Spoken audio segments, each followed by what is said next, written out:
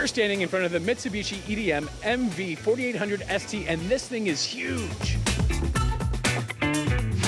This machine's going to have all the same benefits as the normal 4800 machine, except we have a 32-inch Z-stroke that is fully submerged. We're here in Chicago, Illinois. We're at MC Machinery Systems, and I'm here with Trent, and we're standing in front of the MV4800. That is a massive EDM, man. It is. So what kind of work envelope, what kind of stroke is on this? So the work envelope's roughly 32-inch in the X by 24-inch in the Y, and then 32 inches tall in the Z axis. And that's the biggest advantage to this size of the machine. Going this big, do I have to give up my accuracy? Is there any kind of sacrifices I got to make? You're going to have a little bit of variance at that height, but you're still going to have roughly 3/1000 of straightness at 32 inches tall. That's pretty accurate. Now, what about being able to fill it? Is it always going to be open like we got it right now, or can I fill that machine up? No, definitely you're going to be able to fill it up. So this is 32-inch fully submerged. This is going to give you a lot better speed on the rough cuts, and then also it's going to give you better consistency on the skims being fully submerged rather than being dry. So we're just force flush.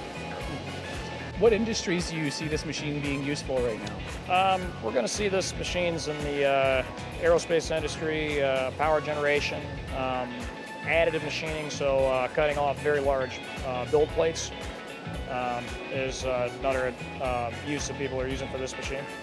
Now, when you're talking aerospace and you're talking build plates and 3D printing, an alloy I've seen a lot of has been that Inconel 718. Can I still cut Inconel 718 in this machine? Definitely. Any material that's conductive, you can cut in the wire EDM. Okay. Now, one of the things I see really cool patterns of is when you're able to angle your wire. Sure. Is there any sacrifices going to this big envelope for angling? No, you're still able to taper on this machine. Okay. You're able to get about 4 inches of travel in each direction with the U and the V axis. So travel limited, you can do up to 45 degrees if you set it up correctly.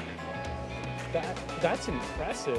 Yeah. So we're talking about travel size. This is a massive machine, but can I also cut thinner stuff if I happen to have thinner stuff as well? Sure.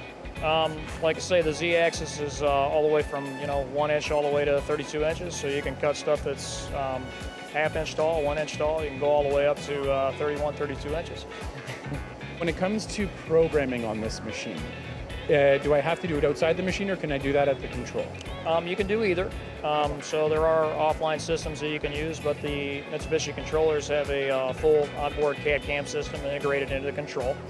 So you're able to import a DXF or an IGES file and create a program from that point.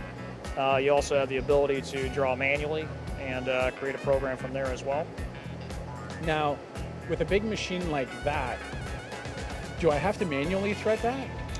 No, the machine's able to self-thread itself. So the annealing capability on this machine is roughly 39 inches.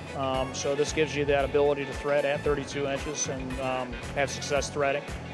So, it's very important that you have the ability to self-thread itself on a wire EDM so you can burn unattended.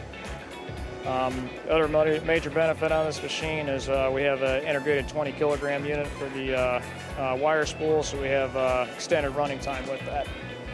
So there's absolutely no compromise to get a massive work envelope, basically, is what I'm gathering from this conversation. Not really, no. Okay, that's fantastic, Trent. I mean, I think it's pretty clear. If I need the capacity, this is the machine. Definitely.